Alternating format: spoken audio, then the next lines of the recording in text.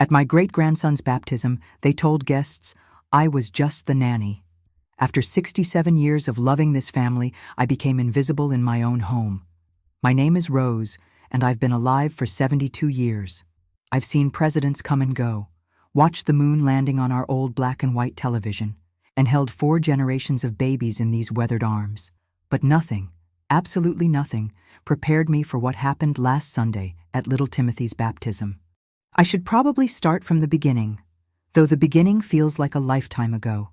I married my dear husband Robert when I was 19, fresh out of high school in small-town Ohio. We moved to Chicago in 1975 when Robert got a job at the steel mill, and that's where we raised our 3 children, Michael, Sarah, and Jennifer. Robert passed away 8 years ago, and since then, I've been living with my son Michael and his wife Patricia in their suburban home in Naperville. Michael is my eldest, 45 now, and he's done well for himself as an accountant. Patricia works in marketing for some big company downtown. They have 2 children, David, who's 22 and married to a lovely girl named Emma, and Lisa, who's 19 and in college. David and Emma have been married for 2 years, and last December, they blessed us with Timothy, the most beautiful baby boy you've ever seen. I've been Timothy's primary caregiver since Emma went back to work 3 months ago. Every morning, I wake up at 6 to prepare his bottle, change his diaper, and spend the day singing lullabies and reading him stories. His first smile was for me. His first laugh happened while I was making funny faces during his feeding time. I've documented every milestone in a little journal I keep by his crib. The baptism was planned for weeks. Patricia took charge of the arrangements, as she always does. She's efficient, I'll give her that, but sometimes I wonder if she sees me as just another household responsibility to manage. She arranged for the ceremony at St. Mary's Catholic Church, the same church where Michael was confirmed 30 years ago. The reception would be at their house afterward, with about 40 guests expected. I offered to help with the preparations, but Patricia politely declined. Don't worry about it, Rose. You just focus on looking after Timothy. We've got everything handled. I didn't push. I've learned over the years that Patricia prefers to do things her way, and arguing only creates tension in the house. The morning of the baptism, I dressed carefully in my navy blue dress with the pearl necklace Robert gave me for our 25th anniversary. I wanted to look my best for such an important day. I helped get Timothy ready, dressing him in the white christening gown that has been in our family for 3 generations. My grandmother made it by hand, and it had been worn by Michael, David, and now Timothy. At the church, I sat in the second row with the immediate family.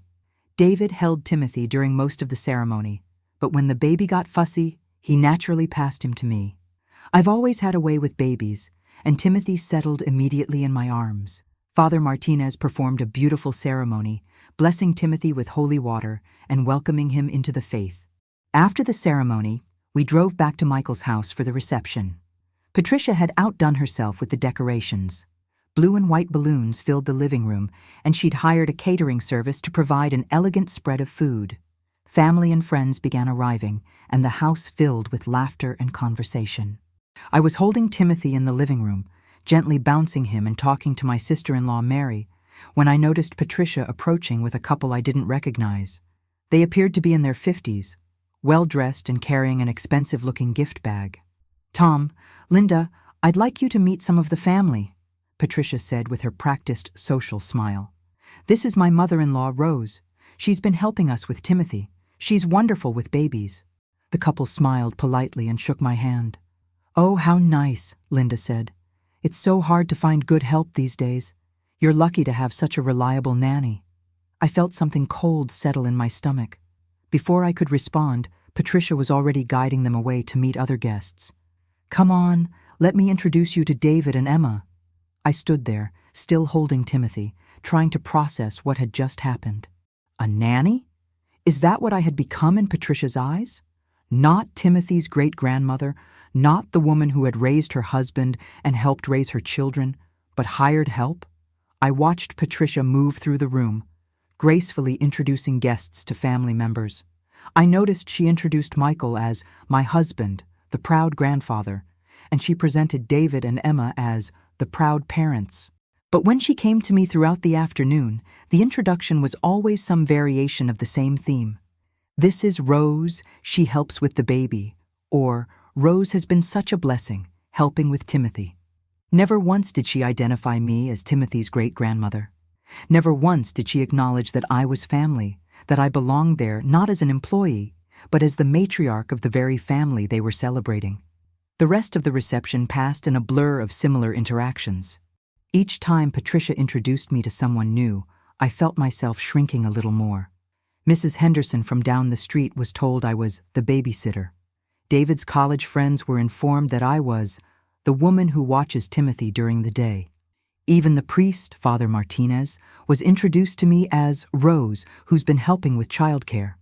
I kept waiting for someone to correct the record, to say, "Actually, Rose is Timothy's great-grandmother and a beloved member of our family." But it never happened. Michael seemed oblivious to what was occurring, focused on his role as the proud grandfather and entertaining his old friends from work. David and Emma were busy with their own circle of young friends, and no one seemed to notice that I was being systematically erased from the family narrative. Around 4 o'clock, I was sitting in the kitchen, giving Timothy his bottle, when I overheard a conversation that made my heart sink even further. Two women I didn't recognize were standing near the kitchen doorway, and I could hear every word they were saying. "Patricia is so lucky to have found such a sweet older woman to help with the baby," one of them said. "It's getting so expensive to find good childcare these days." "I know, right? And she seems so natural with him. I wonder how much they're paying her." "Probably not much. These elderly women are usually just happy to have something to do. It keeps them busy and gives them a little spending money." I felt my cheeks burn with embarrassment and anger. Not only was I being misrepresented as hired help, but now strangers were speculating about my wages and motivations. I wanted to stand up and shout, "I'm not the nanny. I'm his great-grandmother. I'm not here for money. I'm here because I love this child." But I didn't. I sat there, quietly feeding Timothy, feeling more invisible than I had ever felt in my life. Later, when most of the guests had gone home, I was cleaning up in the kitchen when Patricia approached me. "Rose, thank you so much for your help today. You were wonderful with Timothy as always." I looked up from the dishes I was washing. "Patricia, I need to ask you something." "Of course, what is it?" "Why didn't you introduce me as Timothy's great-grandmother today? Why did you tell everyone I was the nanny?" Patricia looked genuinely confused. "What do you mean? I introduced you as someone who helps with Timothy. I thought that was... that's what you do, isn't it?" "Yes, I help with Timothy. But I help because I'm his great-grandmother, because I love him, not because I'm employed to do so. When you introduce me as the nanny or the babysitter, you're erasing my relationship to him and to this family." Patricia's expression shifted, and I could see her thinking through the day's interactions. "Oh, Rose, I didn't realize. I wasn't trying to... everyone knows your family. Do they? Because I spent the afternoon having strangers ask me about my wages and my qualifications. I had people tell me how lucky you are to have found such good help. Nobody knew I was Timothy's great-grandmother because nobody told them." Patricia sat down at the kitchen table, looking uncomfortable. "I'm sorry, Rose. I really didn't think about it that way. I guess I was just thinking about your role in taking care of Timothy, not about... of course your family. That goes without saying. But it doesn't go without saying, Patricia. It needs to be said. When you introduce me as the nanny, you're telling people that my relationship to Timothy is professional, not personal. You're telling them that I'm here because I'm paid to be here, not because I love him." Michael walked into the kitchen at that moment, loosening his tie. "Hey, what's going on? You two look serious." Patricia looked at me, then at Michael. "Michael, your mother was just telling me that she felt I introduced her incorrectly today. She feels like I made it sound like she was Timothy's nanny instead of his great-grandmother." Michael frowned. "What do you mean?" I decided to speak for myself. "Michael, every time Patricia introduced me today, she said I was someone who helps with the baby, or the babysitter. Never once did she identify me as Timothy's great-grandmother, or as your mother. People spent the afternoon asking me about my qualifications and my wages." Michael's frown deepened as he processed what I was saying. "Mom, I'm sure Patricia didn't mean anything by it. Everyone knows your family." "That's exactly what Patricia said, but they don't know, Michael. How could they know if no one tells them? I spent the afternoon being treated like hired help at my own great-grandson's baptism. Patricia shifted uncomfortably in her chair. Rose, I really am sorry. I can see how that would be hurtful. I guess I was just focused on explaining what you do during the day, not on your relationship to Timothy. But that's the problem, Patricia. What I do during the day is love and care for my great-grandson. I don't do it because it's my job. I do it because he's my family.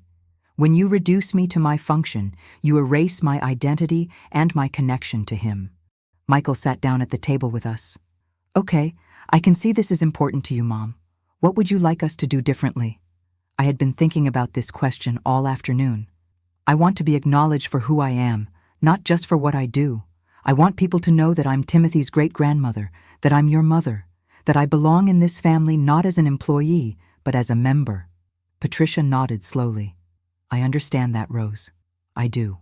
But I also want you to understand that I wasn't trying to diminish your role or your relationship to Timothy. I was actually trying to highlight how important you are to us, how much we rely on you. But relying on me and acknowledging me as family aren't the same thing, Patricia. You can rely on a nanny or a babysitter, but you belong to family. When you introduce me as someone who helps with the baby, you're putting me in the category of people you rely on, not people you belong to. Michael looked between us, clearly trying to navigate this delicate situation. Mom, Patricia, I think you're both right in some ways. Mom, I can see how being introduced as the nanny would be hurtful, especially when you're doing so much for Timothy out of love.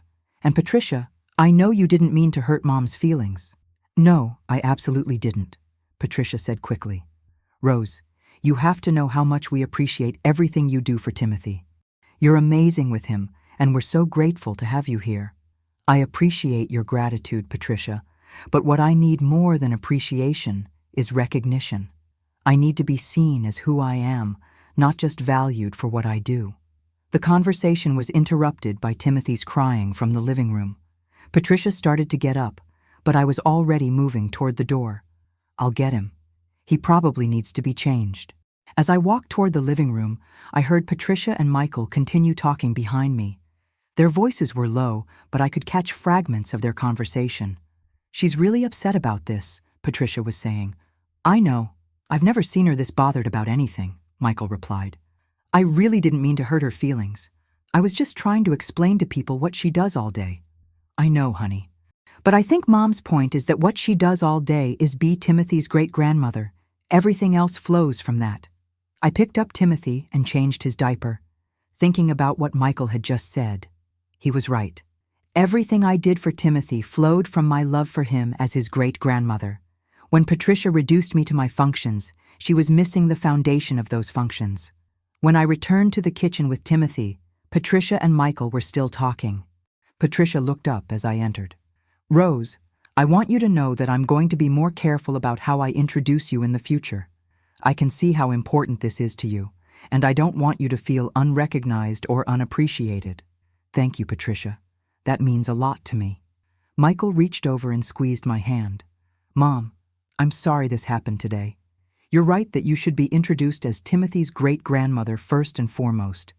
That's who you are, and that's why you're here. I felt some of the tension in my shoulders begin to ease. Thank you, Michael. I don't want to cause problems in the family, but I also don't want to be invisible. You're not invisible, Mom, and you're not causing problems. You're standing up for yourself and for your relationship with Timothy, and that's important. Patricia nodded. Rose, I hope you can forgive me for today. I really didn't realize how my words were affecting you, but now I understand. You're not just someone who helps with Timothy. You're his great-grandmother, and that's a special and irreplaceable role. Thank you, Patricia. I do forgive you. I know you didn't mean to hurt me. We sat in silence for a moment, Timothy contentedly gurgling in my arms. Then Patricia spoke again. Rose, I have an idea. What if we have a little family dinner next week? Just the immediate family, and we can celebrate Timothy's baptism properly. I can make sure that everyone understands and acknowledges your role as his great-grandmother. I smiled for the first time all day. That sounds lovely, Patricia. I'd like that very much. The following week, Patricia organized a small family dinner as promised.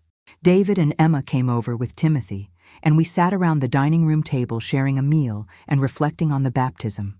This time, when Patricia spoke about the day, she was careful to acknowledge my role as Timothy's great-grandmother and the love that motivated my care for him. "Rose, I want to apologize again for last Sunday," Patricia said as we were finishing dessert. "I realized after our conversation that I'd been thinking about your relationship with Timothy all wrong. I was focused on what you do for him, but I wasn't acknowledging why you do it or who you are to him." David looked confused. "What happened last Sunday?" Michael explained the situation to David and Emma, and I watched David's expression change as he understood what had occurred. "Grandma Rose, I had no idea. I'm so sorry that happened." Emma reached across the table and took my hand. "Rose, I want you to know that to me, you're not just someone who helps with Timothy. You're his great-grandmother, and you're the reason I can go to work every day knowing that he's being loved and cared for by family." Her words brought tears to my eyes. "Thank you, Emma. That means everything to me." "I want to say something too," David added. "Grandma Rose, watching you with Timothy has shown me what it means to love someone unconditionally. The way you care for him, the way you light up when he smiles, the way you know exactly what he needs. That's not the work of a nanny or a babysitter. That's the love of a great-grandmother." Timothy, as if sensing the emotion in the room, reached out from his high chair toward me. I took his tiny hand in mine, marveling at how something so small could hold so much love. "You know," I said, looking around the table at my family, "I've been thinking about this situation all week, and I realize it's about more than just how I was introduced at the baptism. It's about how we see ourselves and each other as we age." Patricia leaned forward, interested. "What do you mean?" "I think sometimes when people get older, especially older women, we become defined by what we do rather than who we are. I became the woman who watches Timothy rather than Timothy's great-grandmother who loves him. I became the person who helps with housework rather than the woman who has lived in this house for 8 years and considers it home." Michael nodded slowly. "I think I understand what you're saying, Mom. It's like we reduce you to your functions instead of seeing you as a whole person with relationships and feelings and history." "Exactly. And I think I may have been complicit in this myself. I've been so focused on being helpful and not being a burden that I stopped asserting my identity and my place in this family." Emma bounced Timothy gently on her knee. "Rose, you could never be a burden. You're a blessing. And you're right that you shouldn't have to hide who you are in order to be helpful." Over the following weeks, I noticed small but meaningful changes in how the family interacted with me. Patricia began introducing me to new people as Michael's mother or Timothy's great-grandmother before mentioning anything about my role in childcare. When neighbors asked about Timothy's care arrangements, she would say, "Timothy's great-grandmother Rose takes care of him during the day. We're so fortunate to have her here." Michael started including me more in family decisions and conversations, asking for my opinion on things beyond Timothy's care. David and Emma began referring to me as Grandma Rose more consistently, and they started asking about my life and experiences, not just my availability to babysit. But the most meaningful change came from within myself. I realized that I had been so focused on being useful that I had forgotten to be present. I had been so worried about being a burden that I had stopped asserting my own needs and desires. I had been so busy taking care of everyone else that I had forgotten to take care of myself. I started speaking up more in family conversations, sharing my opinions and experiences. I began setting boundaries around my time and energy, asking for help when I needed it instead of trying to do everything myself. I started pursuing some of my own interests again, joining a book club at the local library and reconnecting with old friends. Most importantly, I started seeing my relationship with Timothy not as a job or a duty, but as a privilege and a joy. I was not just providing childcare, I was building a relationship with my great-grandson that would last both of our lifetimes. I was not just helping the family, I was participating in the raising of the next generation. 3 months after the baptism, we celebrated Timothy's first birthday. This time, when Patricia introduced me to the guests, she said, "I'd like you to meet Rose, Timothy's great-grandmother. She's been such an important part of his life, and we're so grateful to have her as part of our family." As I held Timothy and watched him blow out the candle on his first birthday cake, I felt a deep sense of satisfaction and belonging. I was no longer invisible. I was no longer just the nanny. I was Rose, Timothy's great-grandmother, a valued member of this family, and a woman with her own identity and worth. That night, as I was putting Timothy to bed, I whispered to him, "Remember, sweet boy, you are loved not just for what you do, but for who you are. And when you're old like me, make sure the people around you remember that too." Timothy smiled up at me, and I knew that whatever challenges lay ahead, I would face them as myself, fully present and fully acknowledged, surrounded by a family that now understood the difference between what I do and who I am.